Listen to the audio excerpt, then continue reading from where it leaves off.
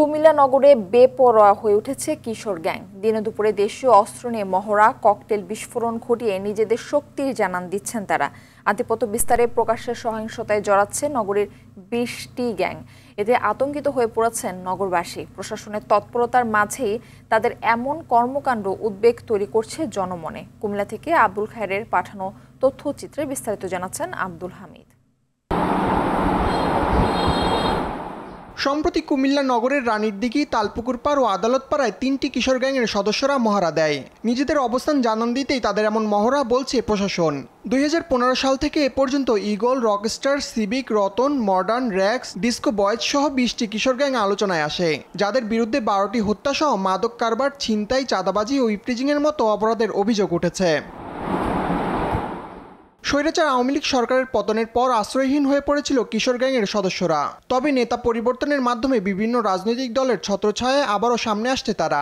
গত 8 মাসে এসব গ্যাংয়ের নানা অপরাধের হাত থেকে নগরবাসী কিছুটা মুক্তি পেলেও নতুন করে তাদের তৎপরতায় আতঙ্কিত স্থানীয় বাসিন্দারা। তারা যে অন্যদিকে মাইন্ড ডাইভার্ট হয়ে যায়, তাতে করে লেখাপড়ার মানটাও নষ্ট হয়ে যায়। কাজে প্রশাসন এটা অবশ্যই মেনটেন করা উচিত। আমাদের নিরাপত্তা দরকার।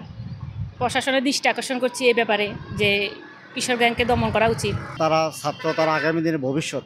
এই ভবিষ্যৎ যদি কিশোর গ্যাংয়ের সাথে জড়িত হয়ে সমাজের অপকাজে লিপ্ত হয়, তারা আমাদের সমাজ কোথায় গিয়ে দাঁড়াবে। মহড়ার পর কিশোর গ্যাংয়ের বিরুদ্ধে কঠোর অবস্থান নিয়েছে আইনশৃঙ্খলা রক্ষাকারী বাহিনী।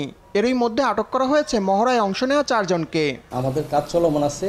কালকে হঠাৎ করে তারা একটা শোডাউন করে, আমরা ওই শোডাউন থেকে 4 জনকে এই পর্যন্ত অ্যারেস্ট করেছি এবং আমাদের অভিযান অব্যাহত আছে। তাদের বিষয়ে খোঁজখবর নিয়ে তাদেরকে আইনের আওতায় আনে সর্বোচ্চ শাস্তির ব্যবস্থা করব আমরা। নগরীর বেশিরভাগ অপরাধী সংশ্লিষ্টতা রয়েছে এসব কিশোর গ্যাংয়ের।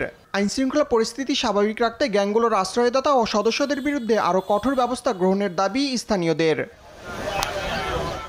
আব্দুল হামিদ, RTV।